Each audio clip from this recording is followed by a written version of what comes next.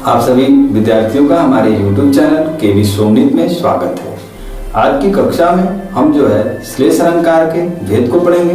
जैसा कि आप सभी जानते हैं कि श्लेष अलंकार के कुल दो भेद होते हैं, सभंग श्लेष और अभंग श्लेष।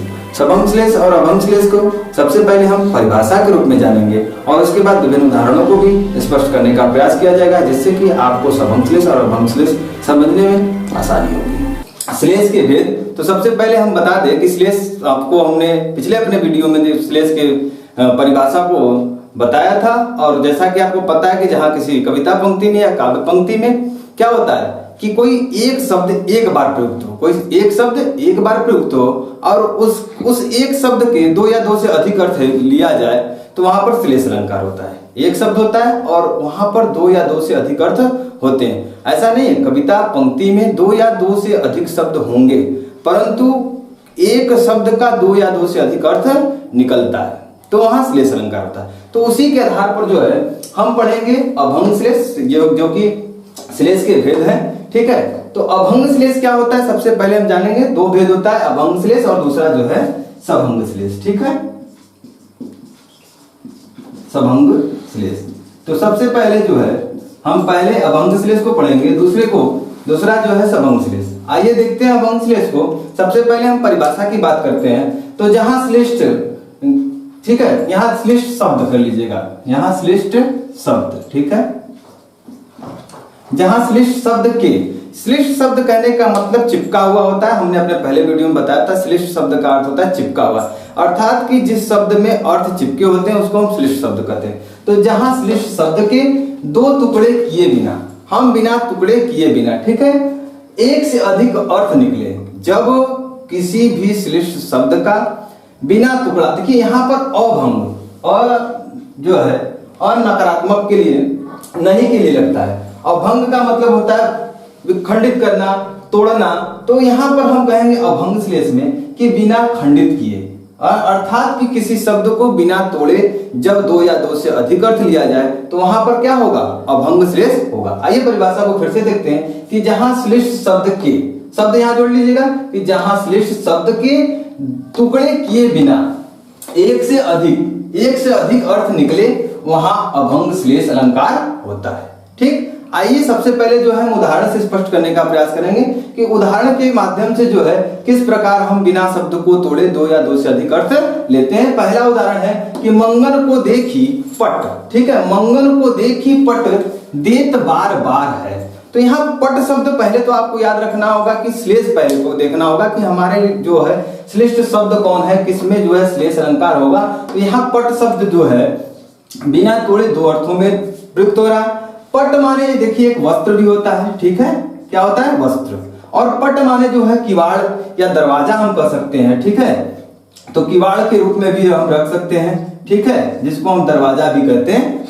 क्या है इसका अर्थ कि मंगन को देख, मंगन माने भिक्षु व्यक्ति को देखकर, ठीक है, देखकर क्या करती है, पट, क्या करती है, पट। पहले हम अगर वस्त्र के रूप में लेते हैं, वस्त्र के रूप में लेंगे तो मंगन को देख, भिक्षु को देखकर क्या करती है, पट मतलब वस्त्र। देती है कौन, तो बार बार जो है कोई स्त्री मान लीजिए है और मंगन को देखकर वो क्या करती है, पट माने वस्त्र। पहले अर्थ में हम पहला पट का जो है अर्थ लेंगे, पट का वस्त्र के रूप में, पहले पट को वस्त्र के रूप में लेंगे, ठीक है। तो पहले वस्त्र के रूप में देखेंगे तो मंगन माने भिक्षु को देखकर, पट अर्थात वस्त्र को देती है बार बार, वो बार बार स्त्री एक मंगन है मतलब भिक्षु है, उसको पट अर्थात वस्त्र बार बार देती है। अब हम दूसरे अर्थ को लेते हैं कि किवाड़ के रूप में, मंगन को देख अर्थात भिक्षु को देखकर, भिक्षु को देखकर, पट अर्थात किवाड़ या दरवाजा को बार बार क्या देती है, देती है बार बार, अर्थात बार बार बंद कर देती है। स्पष्ट हो गया होगा कि मंगन को देख, यहाँ देखिए पट शब्द का दो अर्थ हुआ है, वस्त्र के रूप में और किवाड़ के रूप में, और बिना तोड़े, यहाँ बिना तोड़े। सभंग में भंग के साथ साथ होता है, युक्त होता है, स का जो अर्थ होता है ये उपसर्ग का अर्थ जो होता है साथ के लिए होता है। यहाँ अ उपसर्ग निषेधात्मक के लिए लगता है, मतलब नकारात्मक के लिए, ठीक है, नहीं के लिए लगता है। तो यहाँ अभंग बिना तोड़े, हमने पट को बिना तोड़े दो अर्थ लिया है। ठीक, आइए दूसरे उदाहरण से समझने का प्रयास करेंगे। हमारा जो दूसरा उदाहरण है उसको भी देखने का प्रयास कर लेंगे, ठीक है। आइए दूसरे उदाहरण को देखते हैं कि मधुवन की छाती को देखो, सूखी कितनी इसकी कलियां। ध्यान से देखिएगा कि मधुवन की छाती को देखो, यहां आपको पहले सबसे पहले श्लिष्ट शब्द को देखना होगा कि पहले आपका कौन सा श्लिष्ट शब्द है, अर्थात किस शब्द के माध्यम से दो या दो से अधिक अर्थ निकाले जाएंगे। तो यहाँ कलियां शब्द जो है, यहाँ देखिएगा कलियां, यहाँ कली का जो अर्थ है, यहाँ जो कलियां है, यहाँ इसका श्लिष्ट के रूप में हम देखेंगे कि कलियां जो है दो अर्थ में आया है। ठीक, और आपको पता है कि ये जो है कृष्ण के मथुरा गमन के पश्चात का संदर्भ लिया गया है कि कृष्ण जब मथुरा चले गए थे तो मधुबन की छाती को देखो, वहां के मधुबन की छाती पर देखा जाता है कि सूखी कितनी। मगर यहाँ एक बात आपको ध्यान देना होगा कि कलियों को हम दो अर्थ में लेंगे। सबसे पहले तो कली को हम फूल की पूर्व अवस्था के रूप में ले लेंगे। किसके?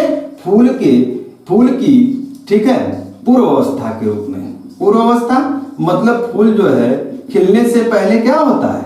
कली होता है। तो फूल की पूर्व अवस्था के रूप में, अर्थात फूल खिलने से पूर्व कली होता है, उस रूप में। तो सीधा सीधा अर्थ लेंगे कि मधुबन की छाती को देखो, सूखी कितनी इसकी कलियां। तो पहला कि उसकी कलियां अर्थात फूल की पूर्व अवस्था कितनी सूखी हुई है, अर्थात कली कितनी सूखी। दूसरे अर्थ में, ये तो रहा हमारा आपका पहला, ठीक। और दूसरे अर्थ में जब लेंगे तो ये देखिएगा, यहां ध्यान से देखना होगा कि यौवन के पूर्व की अवस्था, ठीक है, यौवन के पूर्व की अवस्था, यौवन की पूर्व की अवस्था के रूप में देखेंगे। और यहाँ एक विशेष अर्थ के रूप में हम देखते हैं कि मधुबन की छाती को देखो, अर्थात यहाँ के जो यौवन से पूर्व की अवस्था वाली बालिकाएं हैं, वो विकाएं हैं, उनको देखो कितनी सूख चुकी है। कृष्ण वियोग में वो कितनी सूख चुकी है। यौवन के पूर्व की अवस्था है, मतलब यौवन के पूर्व की जो अवस्था होती है उसके उन बालिकाओं, उन गोपियों को कहा जा रहा है कि देखो वो कितनी कृष्ण के वियोग में कितनी सूख चुकी है। तो देखिएगा, अब हम अपने तीसरे उदाहरण को स्पष्ट करने का प्रयास करेंगे। और तीसरे उदाहरण को स्पष्ट जो है ध्यान से देखिएगा और आसानी से इसको समझने का प्रयास करिए। सबसे पहले हम अपने तीसरे उदाहरण को पढ़ लेते हैं। देखिएगा कि जो गति रहीम दीप की, ठीक है, जो गति रहीम दीप की, कुल कपूत की सोय बारे उजियारे करे, ठीक है, बड़े अंधेरों हुए। ध्यान से देखिएगा कि पहले तो किसकी बात हो रही है, तो यहां दीपक की बात हो रही, दीप और कपूत मतलब बुरे पुत्र की बात हो रही है। तो बात दो लोग की हो रही है, एक दीपक की और एक कपूत की। मगर अर्थ कहां दो, जो किसी एक शब्द का या दो शब्द का, यहां देखिएगा हमने पहले ही कहा कि शब्द दो या दो से अधिक भी हो सकता है, परंतु यहां ध्यान देने वाला है कि शब्द के प्रत्येक शब्द के दो या दो से अधिक अर्थ होंगे। यहाँ बारे का दो से अधिक दो अर्थ होगा, यहाँ बारे का और जो है यहाँ बढ़े का। यहाँ यही देखना है कि बारे और बढ़े दोनों क्या है, दोनों प्रत्येक मतलब इसका भी दो अर्थ और यहाँ बढ़े का भी, मतलब बारे का भी दो अर्थ होगा और बढ़े का भी दो अर्थ होगा। तो देखिएगा ध्यान से, सबसे पहले और किसके बारे में कहा गया, तो हमने बता दिया कि दीपक के बारे में बताया जा रहा है। जब दीपक के अर्थ में रखेंगे तो इसका अर्थ अलग हो जाएगा, और जब कपूत मतलब बुरे पुत्र की बात हो रही है तब उसका अर्थ अलग है। जब पुत्र के या कपुत्र के रूप में रखेंगे तो इसका अर्थ अलग हो जाएगा, और जब दीपक के रूप में रखेंगे तो इसका अर्थ अलग होगा। ठीक इसी प्रकार जब बढ़े का अर्थ हम दीपक से लेंगे तो इसका अर्थ अलग होगा, और जब पुत्र से और कपुत्र से लेंगे तो इसका अर्थ अलग होगा। अब हम सबसे पहले बारे की बात करते हैं। किसके? बारे। देखिए, जब हम दीपक की बात करेंगे तो बारे मतलब जलाए जाने पर, ठीक है, बारे मतलब जलने पर या जलाए जाने पर।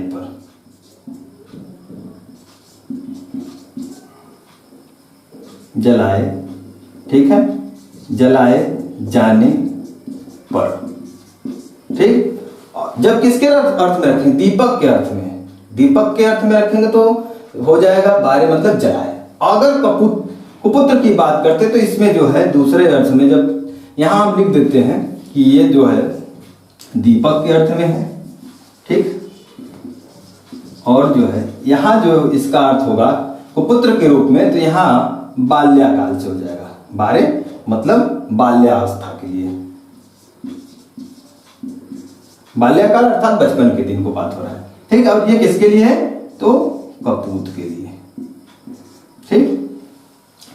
अब जब हम देखेंगे, अब इसका तो दो अर्थ हमने देखा कि जो गति रहीम दीप की, कहने का अर्थ कि जो गति दीपक की होती है, ठीक वही जो है गति किसकी होती है?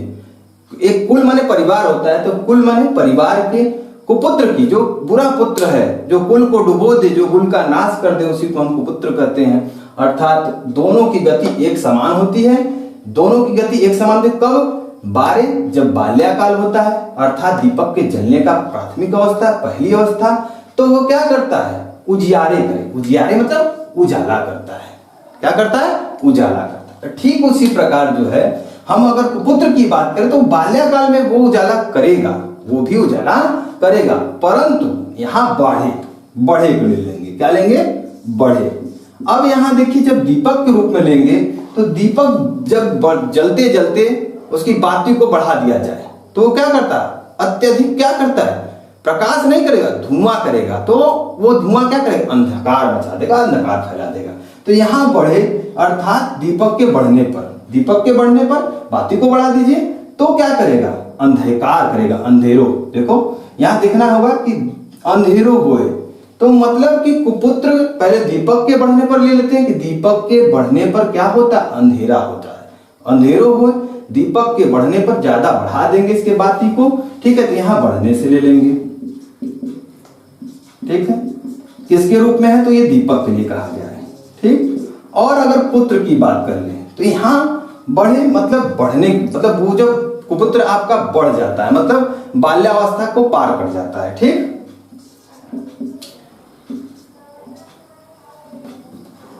देखिएगा ध्यान से कि बाल्या अवस्था को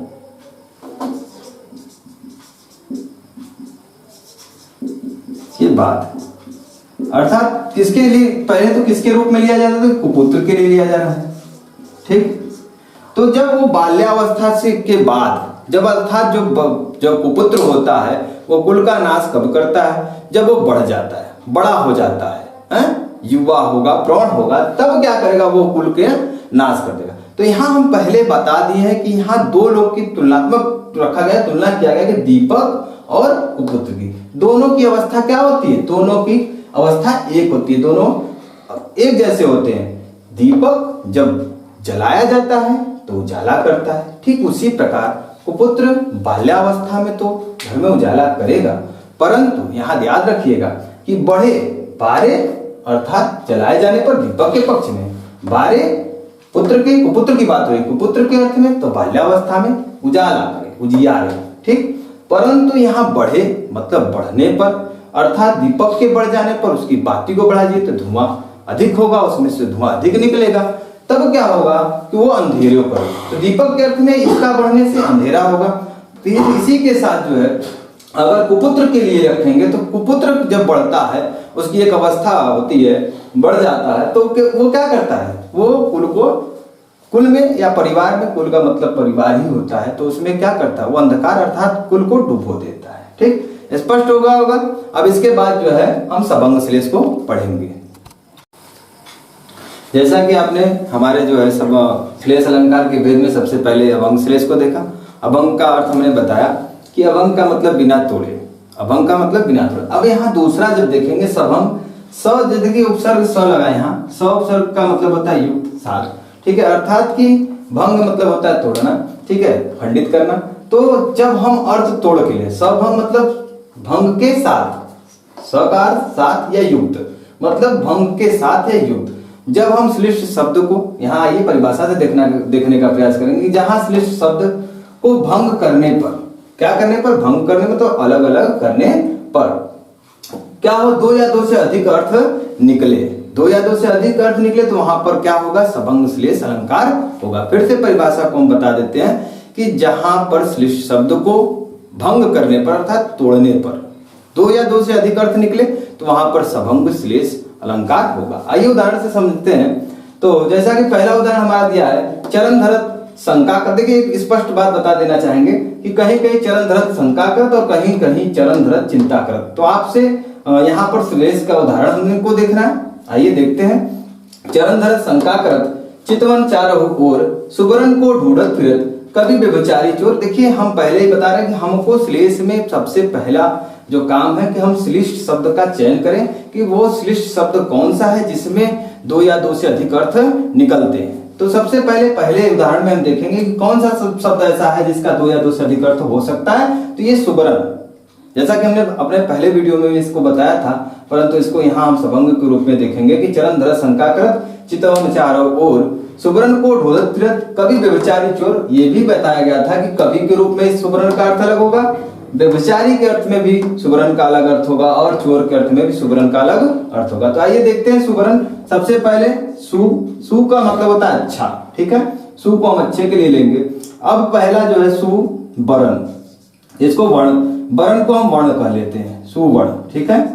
तो यहाँ जब सु का पहला अर्थ लेंगे, ठीक है, तो अच्छे के लिए ले लेंगे, ठीक है, अच्छे। वर्ण देखिए पहले अगर हम लेते हैं किसके रूप में, कवि के रूप में, पहला सबसे पहले आपके जो है उदाहरण में कवि दिया है। तो कवि क्या करता है, अपने कविता पंक्ति में, अपने काव्य पंक्ति में अच्छे अच्छे उपमानों का प्रयोग करता है, अर्थात कहने का अर्थ कि उच्च कुल के उपमानों का प्रयोग करता है। तो यहाँ वर्ण का अर्थ हम जाति से ले लेंगे, परंतु ये जाति विशेष न होकर हम किसके लिए लिए हैं, उच्च कुल के, ठीक है, उपमानों के लिए लिए, ठीक। तो अच्छे जाति के कौन, अब यहाँ सुबरन का देखिए, चरण धरत शंका करत चितवन चारों ओर सुबरन को ढूंढत फिरत। सुबरन मतलब सुंदर वर्ण वाले उपमानों को कौन खोजता फिरता है, तो कवि के रूप में हम सुंदर वर्ण वाले, ठीक है, सुंदर जो है वर्ण अर्थात सुंदर जाति के उपमानों को कौन अपने काव्य पंक्ति में, कौन, तो कवि ढूंढता फिरता है।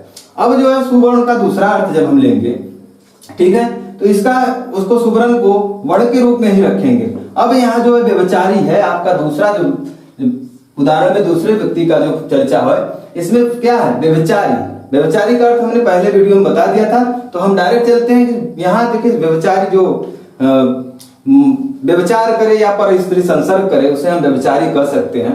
तो वो जो व्यभिचारी व्यक्ति होता है वो क्या करता है, सुंदर रंग की स्त्रियों का चयन करता है, ठीक है। जो व्यभिचार करने वाला व्यक्ति होगा हमेशा सुंदर रंग की स्त्रियों का। तो यहाँ वर्ण का अर्थ जो हम लेंगे, यहाँ वर्ण का अर्थ हम रंग से ले लेंगे, किससे लेंगे, रंग से।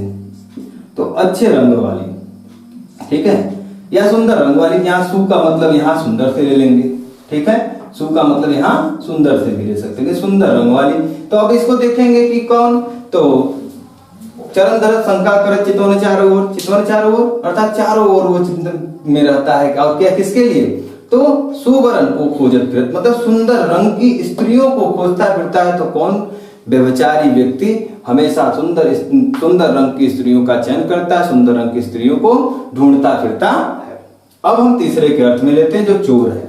यहाँ चोर शब्द दिया है और चोर का, अब देखिए एक बात यहाँ याद रखिएगा कि सुवर्ण का जो प्रयोग होता है, यहाँ बिना तोड़े ही सुवर्ण का जो है अर्थ लिया गया है और इसका जो है पर्यायवाची सोना होता है, यहाँ बिना तोड़े होता है। तो यहाँ देखिए अभंग है और हमने दो कवि के रूप में और व्यभिचारी के रूप में हमने देखा और तोड़कर ही अर्थ लिया गया था, तो उसके आधार पर यहाँ सबंग होगा, ठीक है। आइए हम तीसरे उदाहरण को जो है दूसरे उदाहरण को देखने का प्रयास करेंगे और उससे स्पष्ट करने का प्रयास करेंगे कि इसमें कौन सा अलंकार है, ठीक है। सबसे पहले हम देखेंगे उदाहरण को, रो रो कर, देखिएगा, रो रो कर सिसक सिसक कर, ठीक है, कहता मैं करुण कहानी। आगे है तुम सुमन नोचते सुनते करते जानी अनजानी। देखिएगा कहने का मतलब कि हम बार बार करें कि हमको सबसे पहले जो है अलंकार का चयन, अलंकार को पहचानने के लिए सबसे पहले हमको देखना होगा कौन सा ऐसा शब्द है।